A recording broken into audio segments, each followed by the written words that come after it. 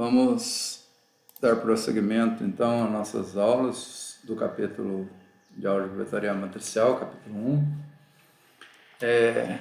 Nós já falamos basicamente uma introdução sobre a parte geral, né? Uma introdução sobre a álgebra vetorial, produto interno, comprimento, ângulo e distância, ortogonalidade e bases ortonormais, e falamos que como construir uma com a função, com obtenção de autovalores e autovetores, se fosse no R, a função eigen do R, e a outra, o processo de ortonormalização de Gram-Schmidt, que nós vamos apresentar nessa aula. Então, como que é o processo de ortonormalização de Gram-Schmidt e algumas aplicações, vou citar uma aplicação dele aqui nessa aula. Então, nós vamos considerar uma base vetorial, RP, composta dos K vetores. Então, nós temos um conjunto de vetores, melhor dizendo, né, em RP, V1, V2 até VK, e a gente quer obter fazer uma transformação nele para obter uma base de K vetores ortonormais, né, X1, X2, XK. Então, V1, V2, VK, negritos, né, com os índices 1, 2K, é um conjunto de vetores p-dimensionais, e vamos transformá-los em vetores que são ortogonais entre si e normalizados, que é o x1, x2, xk, a partir dessa base. E vamos descrever os passos necessários na sequência, que é o processo de Gram-Schmidt para a obtenção dessa base ortonormal. Uma outra forma, já expliquei, é a obtenção, se eu tiver p vetores, e esses vetores formarem uma matriz, formando as colunas de uma matriz simétrica, a gente pode usar a transformação, a obtenção de autovetores dessa matriz, e aí nós temos uma base ortonormal a partir dos autovetores dessa matriz. Então, se a gente aplicar o processo de Gram-Schmidt a um conjunto de vetores qualquer, retornando uma base ortonormal com número menor, R, do que K vetores que a gente tinha inicialmente no conjunto original, isso pode acontecer porque alguns dos vetores não serão linearmente independentes, eles serão linearmente dependentes. Então a gente consegue identificar esses vetores que são linearmente dependentes através da transformação de Gram-Schmidt. Se esses vetores dessa base, esses candidatos V1, V2, VK, forem as colunas de uma matriz para delineamento, isso nos dá o rank da matriz, o posto da matriz, por exemplo. É uma aplicação que nós temos da ortonormalização de Gram-Schmidt, que são, nos modelos lineares, graus de liberdade associado aos parâmetros de um determinado modelo, né? E com as adições de matriz, com os número de vetores linearmente independentes que nós temos na matriz de cada redução de modelo, a gente pode fazer as diferenças da dimensão dessa base, que esse número é retornado em cada caso, que são os graus de liberdade, e aí nós temos graus de liberdade por fator, por efeito da nossa análise nos modelos lineares. Então, o processo de Gram-Schmidt, nós vamos fazer basicamente em duas etapas, né? Então, inicialmente, o primeiro vetor, que nós vamos chamar de E1, é o vetor V1 da nossa base, do nosso grupo de vetores candidato originalmente, a transformação de ortonormalização dessa base. E, posteriormente, nós vamos ortogonalizar os demais vetores do conjunto em relação a esse vetor aqui. Então, como é que nós fazemos?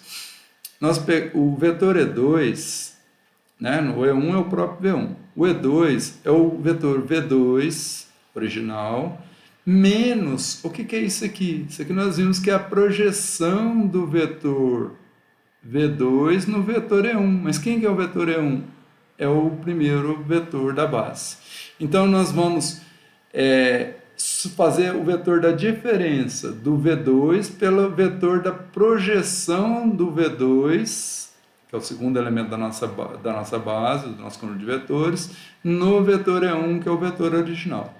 Quem que é o E3? O E3 é o vetor V3, menos a projeção do V3 no E2 que nós acabamos de construir, e do V3 menos ainda, né, a projeção do V3 no vetor E1, que é o vetor original. E assim por diante. O E4 vai ser o V4 menos a projeção do V4 no E3, que nós acabamos de construir, do V4 no E2 e do V4 no E1, que é o original. Para o caésimo vetor da base, é o VK original, menos a projeção desse VK no anterior, que é o EK-1, menos a projeção no antepenúltimo, e assim por diante, até menos a projeção do VK no E1, que é o primeiro lá anterior. Então, retirando de cada componente as projeções desse vetor em relação aos anteriores, nós temos vetores que são ortogonais entre si. Então, essa é a parte, esse passo A é a parte de ortogonalização dos vetores, transformando os vetores. Então, E1, E2, E3 e EK são vetores ortogonais entre si. Então, nós formamos uma base ortogonal. Se por alguma razão, já vou adiantar aqui, está escrito lá na frente, mas eu já vou adiantar, algum desses vetores aqui resultar no vetor nulo, vetor origem, esse vetor é eliminado da base porque ele é linearmente dependente dos anteriores. Então, nós eliminamos esse vetor da nossa base. Tá? Então, nós, em vez de K, nós vamos ter um número reduzido, menor que K, dependendo do número de vetores que vão resultar em zero, porque são linearmente dependentes dos demais. E esse vetor é eliminado e eu continuo o processo com os remanescentes, ortonormalizando e com as projeções dos anteriores que não foram nulos. Veja, porque se esse vetor der zero, como é que eu vou dividir pela norma quadrática dele aqui? Nessa projeção do V3 no E2, se o V2 é zero. Então, isso aqui vai dar zero, vai dar divisão por zero, é impossível. Então, ele eliminado, não faço, só faço a V3 menos essa projeção, porque o E2 foi eliminado. E aí, continua o processo com os demais. No segunda etapa do processo de Gram-Schmidt, a gente normaliza os vetores resultantes, os que não zeraram. Então, eu vou normalizar o E1, dividindo pela sua norma, o E2 pela sua norma, o E3 pela sua norma, até o EK pela sua norma. Se algum foi zerado, obviamente essa normalização não ocorrerá. Então, o X1, o X2, etc., Então, desde que esse produto interno do vetor por ele mesmo, ou seja, o quadrado da norma, ser diferente de zero para poder normalizar. Os que forem zero foram eliminados no passo anterior.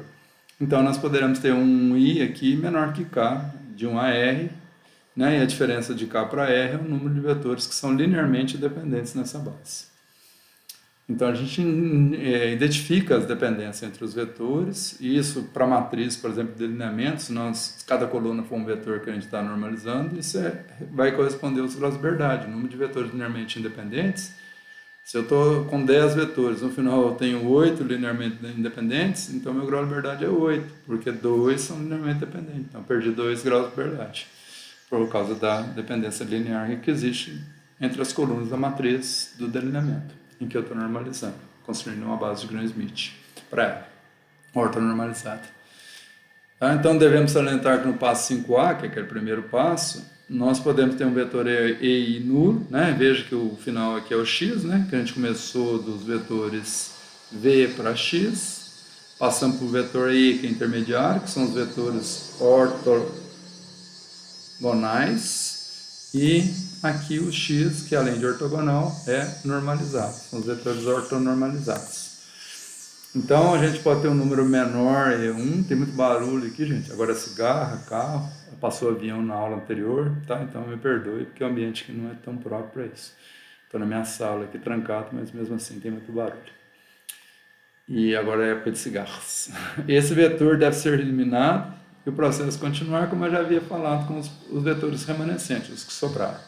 Isso acontece toda vez que o viés do vetor do conjunto for linearmente dependente de pelo menos um dos vetores mutuamente ortogonalizados nos passos anteriores ao passo I, como eu já havia comentado. Uma alternativa a esse algoritmo foi apresentado por ser obtida, uma alternativa a esse algoritmo pode ser apresentada se a gente intercalar os passos, eu não vou fazer isso aqui, de ortogonalização e normalização. Em vez de fazer um passo de ortogonalizar, transformar os vetores com ângulos de 90 graus entre si, a gente imediatamente os normalizar. Então, aquele passo que é feito tudo no final pode ser feito intermediariamente. Isso tem algumas vantagens numéricas no computador, mas na prática o resultado é o mesmo, mas numericamente pode ser vantajoso fazer isso. Mas não vou apresentar isso aqui, que é um detalhe numérico e não de grande importância para o nosso caso aqui, para o nosso objetivo final. Assim, após cada passo de ortogonalização, normalizamos o vetor resultante, que foi o 5b lá. Ao final, teremos a base ortogonalizada de Gram-Schmidt, né, que são os vetores x. Tá? Se o número de vetores nulos ao final do processo for igual a K1, e se a gente definir R igual a K menos K1, R é o número total de vetores no final da base. Então, esse é o número de vetores que são linearmente independentes e K1 o número de vetores que são linearmente independentes dos demais, de um ou de mais vetores. Cada vetor desse que é linearmente independente pode ser dependente de um único ou de vários outros vetores que o antecederam no processo de ortonormalização. Se R é menor ou igual a P, então a base tem dimensão R, né, que é um número menor ou igual a P. Se essa base for igual a P, ou seja, nós vamos ter a dimensão completa, full, né? Se for a matriz, as colunas da matriz, nós temos o posto completo da matriz. Isso, por exemplo, ocorre em modelos de regressão linear, né? Nos modelos lineares. Então, aqui um exemplinho, né? Eu estou considerando aqui o V1 um vetor de P igual a 4, então é um vetor coluna, está na forma transposta, aqui na forma linear, na forma de linha, né, vetor linha, porque está na forma transposta aqui, o V2 também. Isso aqui, gente, é um modelo de um delineamento 2x2, ó. Um para média, um para o alfa 1 e um para o alfa 2 com duas repetições. O modelo linear com 3 efeitos. A média é a constante geral do modelo, o alfa 1 e o alfa 2 com duas repetições cada um. E um modelo. Então, são as colunas de um delineamento. Então, se eu sei que o grau de liberdade dessa matriz é igual a 2. Um para a constante geral e um para o efeito de tratamento, que são dois níveis, um grau de liberdade. Então, o número de vetores linearmente independente aqui é igual a 2. Veja que o vetor V2 e o V3 somados dá o V1. V1 menos V2 dá o V3. Então, o V3 vai ser linearmente dependente, porque ele vai ser colocado por último no processo de ortonormalização. Então, o E1 é o próprio V1, naquele primeiro passo do algoritmo. Agora eu retiro a projeção no E2 para definir o E2. É o V2, que é esse vetor aqui, ó. Aqui ele está na forma coluna certinho, né? Porque aqui eu estou fazendo o processo. Produto interno do V2 pelo 1, então 1 mais 1 vezes 1 mais 1 vezes 1 dá 2, e o resto dá 0, então 2. Dividido pela norma do E1 ao quadrado, então 1 mais 1 mais 1 mais 1 igual a 4, vezes o V1, que é o E1. Então, isso dá esse vetor menos meio desse vetor, que dá meio, meio, menos meio, menos meio. Está aqui o vetor E2. Quando eu fizer isso para o E3, eu vou pegar o E3, subtrair a projeção do V3 no E2 naquele anterior que eu acabei de calcular. Esse. Tá? Então, vou projetar, aqui está o produto interno, aqui está a norma do E2, a norma quadrática, e aqui está o E2. E o E1, aquele vetor de 1s, e a projeção do V3 no E1 também dá 2, dividido pela norma ao quadrado dessa constante dá 2/4 nessa projeção. Então, quando eu faço essa conta 0, mais meio, menos meio, dá 0. Né? Meio menos meio, 0. 0, mesma coisa aqui, meio menos meio, 0, porque 2/4 é meio. Então, aqui dá 1 menos 1 vezes menos dá mais, então esse aqui dá mais, tá? Então aqui menos meio, aliás, menos meio e 1, menos meio dá 0, 1 menos meio dá 0. Então esse vetor E3, ele deu 0, então ele é linearmente dependente dos anteriores. Como eu disse, ele é o V1 menos o V2. Se você fizer o V1 menos o V2, você tem o V3. Então, você vê que tem uma relação linear direta dos três vetores. O V3 é linearmente dependente. Então, essa base tem dimensão 2. Agora, eu normalizo os dois números. Então, o V3 é eliminado e eu normalizo o E1 e E2. O E3 é eliminado e eu normalizo o E1 e E2. Então, eu divido o E1 pela norma dele, que é meio. E eu obtenho esse vetor aqui. E normalizo o E2 pela norma dele, chegando a esse vetor aqui, meio, menos meio, menos meio. Portanto, essa base com esse vetor e esse vetor no espaço quadridimensional tem uma dimensão 2, porque tem dois vetores linearmente independentes nessa base. É uma base ortonormalizada. Uma utilização imediata do processo de Gram-Schmidt é a obtenção de uma inversa generalizada muito famosa, que é a inversa Marpin-Rose. Então, se a gente considerar a matriz X dimensão P por K, da qual queremos obter, né, P linhas e K colunas, então nós vamos considerar as colunas como os vetores de interesse, nós vamos obter a Marpin-Rose e o conjunto formado pelos K vetores, que são as K colunas, cada vetor composto das P linhas. Então, em RP, das colunas da matriz X, então esses vetores serão considerados. Então, nós vamos chamar isso, se esse conjunto for, esse conjunto de vetores das colunas da matriz for ortonormalizado, os K vetores, e a base resultante for apresentado como matriz U, então U é a matriz resultante. Eu vou colocar cada vetor ortonormalizado nas colunas dessa matriz. E ela vai ter R colunas, né? Porque eu posso, e esse R pode ser o próprio K ou um número menor que K, e K é menor que P, obviamente. Tá? E a dimensão linha é igual a P, como a gente já havia visto, né? Que é P linhas. Então, se a gente definir essa matriz auxiliar gama, U' X, então a gente faz produto, agora a gente tem a matriz ortonormalizada, U' X, que é essa base ortonormal, e a inversa de Marpin-Rose vai ser essa matriz que a gente acabou de criar transposta, vezes essa matriz gama vezes a sua transposta inversa, vezes a U transposta, a U é a matriz ortonormalizada.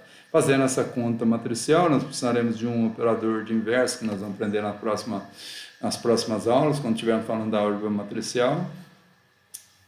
Produto de matriz, né, transposta, vezes esse núcleo aqui, que é a inversa de gama-linha, e vezes a U transposta.